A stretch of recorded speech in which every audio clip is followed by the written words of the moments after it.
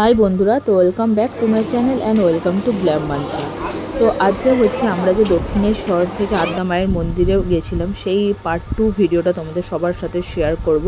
তোমরা যারা যারা পার্ট 1টা দেখোনি তারা গিয়ে আমার চ্যানেলে আগের ব্লগটা দেখতে পারো, তারপরে তোমরা এই পার্ট 2টা দেখতে পারো, তাহলে তোমাদের বুঝতে সুবিধা হবে। নাহলে তোমরা হয়তো ভাববে যে মাঝখান থেকে কি করে এইরকম ব্লগ আরম্ভ হয়ে গেল। তো পার্ট 1টা দেখলে তোমরা পুরো ক্লিয়ারলি বুঝতে পারবে। তো চলো এবার আমরা ভিডিওটা স্টার্ট করি। আর এই ভিডিওটা যদি তোমাদের ভালো লাগে, ভিডিওটাতে অবশ্যই একটা লাইক শেয়ার, আমার চ্যানেলটা সাবস্ক্রাইব করে দিও। তো দেখো এখানে একটা ছোট্ট কিউট বেবির সাথে আমাদের আলাপ হয়েছিল, আর তাকেই বাবান একটুখানি আদর আর চটকা চটকি করছিল। টাটা করে দে।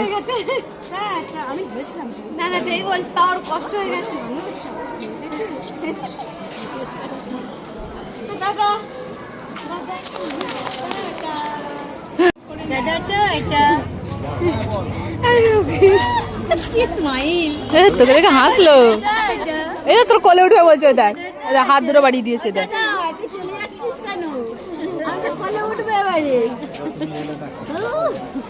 হাত মিলিয়ে নে একটু।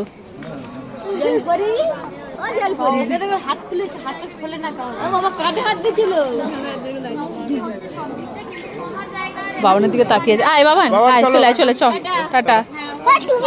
আমরা যেদিন দক্ষিণেশ্বরে গেছিলাম তার পরের দিনই ছিল অমাবস্যা, অর্থাৎ সেই দিনই রাত্রির বেলার দিক করে অমাবস্যা পড়বে। তো তার জন্য দেখলাম ওখানে অনেক বড় যজ্ঞের ব্যবস্থা করা হচ্ছে মন্দিরের ভিতরে, আর অনেক দূর দূর থেকে অনেক মহারাজ বা তান্ত্রিক এসছেন। আর এখানে আমি মোমবাতি আর ধূপকাঠি ঘর থেকে নিয়ে গেছিলাম, কিন্তু দক্ষিণেশ্বরের ভেতরে যেহেতু এইসব কিছু জ্বালানো অ্যালাউ নেই, তাই জন্য আমি আদ্যা মায়ের মন্দিরের সামনে একটা জায়গা আছে যেখানে তুমি ধূপ মোমবাতি জ্বালিয়ে মায়ের মন্দিরের সামনে মাকে ডাকতে পারো, মায়ের আরাধনা করতে পারো। তো তাই জন্য এই ধূপ মোমবাতিটা আমি ওখানেই আমি আর বাবান জ্বালিয়ে ওখানটা রেখে দিয়েছিলাম।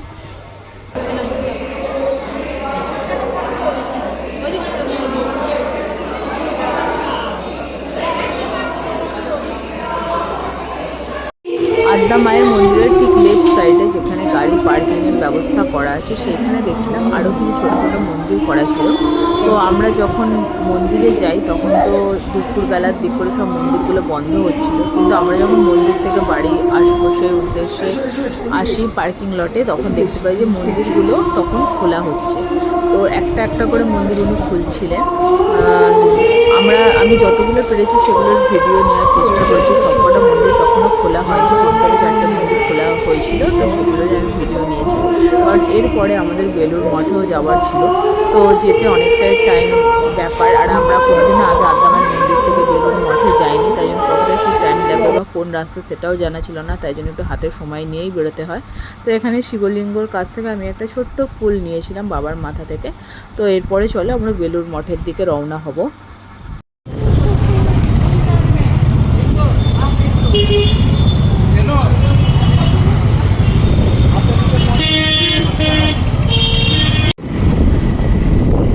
এদিকে দেখ মা গঙ্গা, দেখ এদিকে এদিকে বাঁদিকে কত বড়।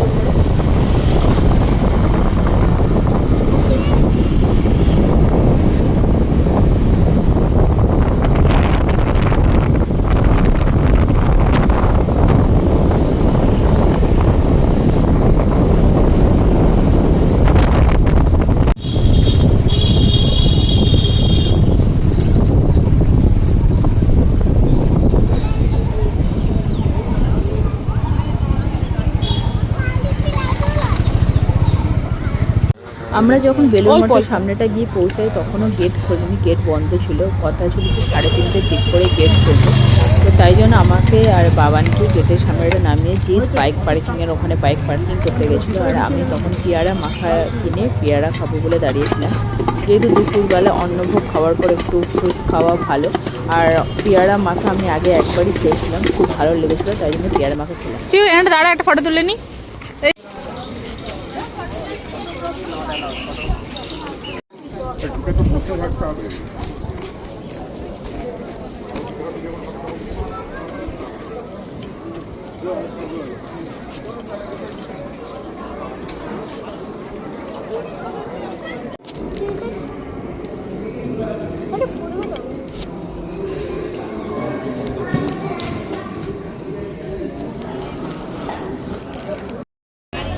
আমরা এখন বেলুড় মঠের এখানে গঙ্গার পাড়টাতে এখানটা বসে আছি, পিছনে একটা মন্দির আছে আর বাবান এখানে খেলা করছে। সো এখান থেকে আমরা কিছুক্ষণ পর যখন বাড়ি যাওয়ার উদ্দেশ্যে যাচ্ছি বাড়ির রাস্তায়, তখন দেখি সেই বাচ্চা মেয়েটার সাথে আবার দেখা হলো। তো দেখো ওকে একটু আদর করবো। বাবু বাবু তোকে মুখ ঘুরিয়ে ঘুরিয়ে দেখছে, চলে যাচ্ছে দেখছি, ওইদিকে চলে গেছি। ওই তো দাদা দাদা দাদা দাদা দাদা, ওই তো দাদা দাদা, এইদিকে এইদিকে এইদিকে, ওই দাদা। হ্যাঁ মাথা পুরো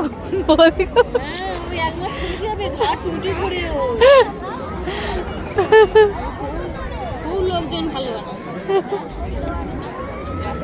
কোলের মধ্যে ছিল না চাপা, হ্যাঁ হ্যাঁ হ্যাঁ। তুমি গেলে 6 মাস পরে তোমার হাজবেন্ড এর যুগে।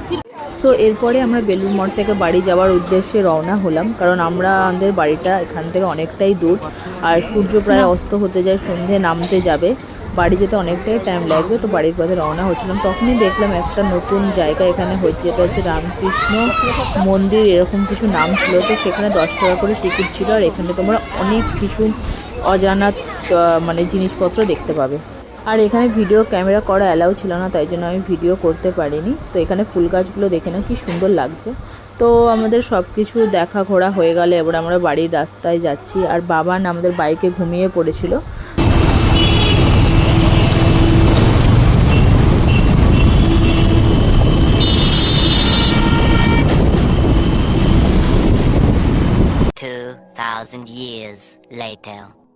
সো বাড়িতে এসে ফ্রেশ হয়ে নিয়ে একটু রেস্ট নিয়ে আবার রাতের ডিনারের জন্য এখানে প্রস্তুতি করছিলাম। দেখো, তো আজকের রাতের ডিনারে ছিল পাস্তা। তো পাস্তাটা বেশিরভাগ আমাদের সন্ধ্যেবেলার টাইমেই হয়, কিন্তু এই দিন বাড়িতে আসতে অনেকটাই দেরি হয়ে গেছিলো।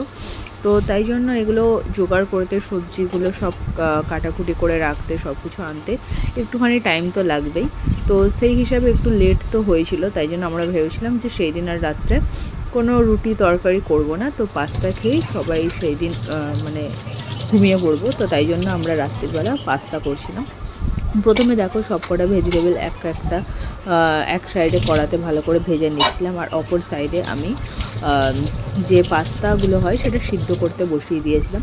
সিদ্ধ করতে একটু টাইম লাগবে, এটা যতক্ষণ না ভালোভাবে সিদ্ধ হচ্ছে তখন এই জলটাকে ভালো করে ফুটে একটুখানি নুন দিয়ে সামান্য একটুখানি গামলায় সিদ্ধ করেছিলাম। এরপরে আমার সবজিগুলো আমি ভালো করে পরিষ্কার জলে ধুয়ে নিয়ে একটা একটা করে সবজি ওখানে ফ্রাই করছিলাম, যাতে ভালো করে সবজিগুলো ভাজা হয় সেই দিকটা খেয়াল রাখতে হবে।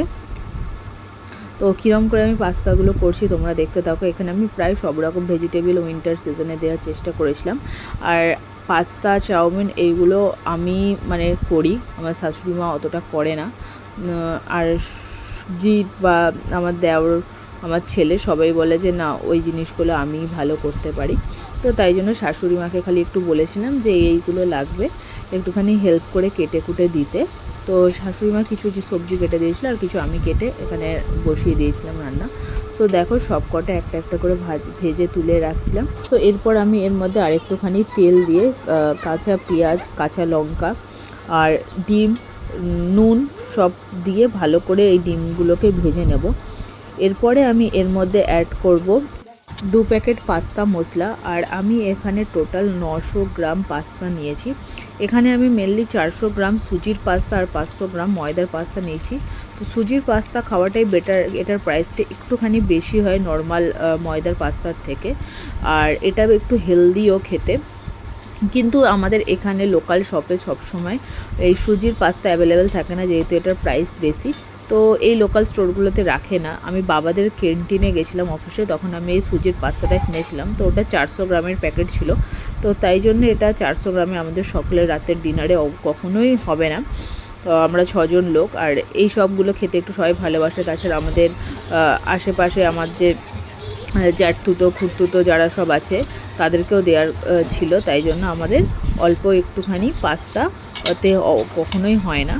তো তাই জন্য এই সামনের দোকান থেকে 500 গ্রাম পাস্তা লুজ নিয়ে এসেছিলো, কিন্তু সেই পাস্তাটা সুজির পাওয়া যায়নি, সেটা ছিল ময়দার পাস্তা। তো দুটো যেহেতু আমি একসাথে সিদ্ধ করেছিলাম, ময়দার পাস্তাটা একটু বেশি গলে গেছিলো আর সুজির পাস্তাটা গলতে একটুখানি টাইম লেগেছিলো, তো তার জন্য একটুখানি তালমেল হয়ে গেছিলো। তোমরা যে কোনো এক রকমের পাস্তাই নিতে পারো, সুজির পাস্তা পেলে তো খুবই ভালো। আর যদি ময়দার পাস্তা নাও তো সেটা স্বাস্থ্যের পক্ষে অতটাও ভালো নয়, কিন্তু মাঝে মধ্যে খাওয়া যেতেই পারে। আর এখানে দেখো আমি ম্যাজিক মশলা যেটা ম্যাগির, ওইটা 2 প্যাকেট অ্যাড করছি। এরপরে আমি গোলমরিচ গুঁড়োর 1 প্যাকেট অ্যাড করব, টমেটো অ্যাড করব। সো লাস্টে আমি কিছু কাঁচা পেঁয়াজও অ্যাড করেছিলাম। আর এর মধ্যে আমি যে ভেজিটেবলগুলো দিয়েছিলাম সেটা ছিল আলু, ফুলকপি, গাজর, কড়াইশুঁটি, yellow capsicum, green capsicum, beans ছিল, আরও অনেক রকম ভেজিটেবল ছিল। এখন যেগুলো মনে পড়লো সেগুলোই তোমাদেরকে বলে দিলাম। তোমরা চাইলে আরও কিছু ভেজিটেবলও অ্যাড করতে পারো, রেড ক্যাপসিকামও তোমরা দিতে পারো। তো আমাদের রেড ক্যাপসিকাম পাইনি, তাই জন্য তখন দেয়া হয়নি। তো এরপর আমি সবকটা ভেজিটেবল এক এক করে একটুখানি মিক্স করে দিয়ে দেবো। এটা কেউ নাড়লে আর একটুখানি সুবিধা হতো, একটু নাড়লে একটুখানি ভেজিটেবলগুলো ছড়ালে, ঠিক ফ্রায়েড রাইসে যেরকম টাইপসের অনেকজন করে থাকে সেরকম করলে আর বেশি নাড়তে হতো না। তো আমি যেহেতু একা একা করছিলাম তাই জন্য একটুখানি দিচ্ছিলাম, একটুখানি নাড়ছিলাম, এরকমভাবেই করতে হয়েছে পুরো ব্যাপারটা। তো দেখো এখানে আমার পাস্তা কমপ্লিট। আর কীরকম হয়েছে অবশ্যই জানিও। তো এবারে আমি প্রথমেই বাবানকে দিচ্ছিলাম, কারণ পাস্তা করতে করতে বাবান অনেকবারই এসে ঘুরে গেছে যে মা এখনও হয়নি, হয়ে গেছে। ও পাস্তা বা চাউমিন হলে এরকম বারবার এসে দেখে যায় যে এখনও রেডি হয়েছে কি হয়নি। তো দেখো এটা রেডি পুরো। তো আগে আমি বাবুকে আর জিতকে দিয়ে আসি, তো তারপরে আমি লাস্টে নেব সবাইকে দিয়ে। তো আজকের ভিডিওটা এতটাই। ভিডিওটা ভালো লাগলে ভিডিওটাতে অবশ্যই একটা লাইক, শেয়ার আর আমার চ্যানেলটা অবশ্যই সাবস্ক্রাইব করে দিও। So stay happy, stay bless, bye and take care.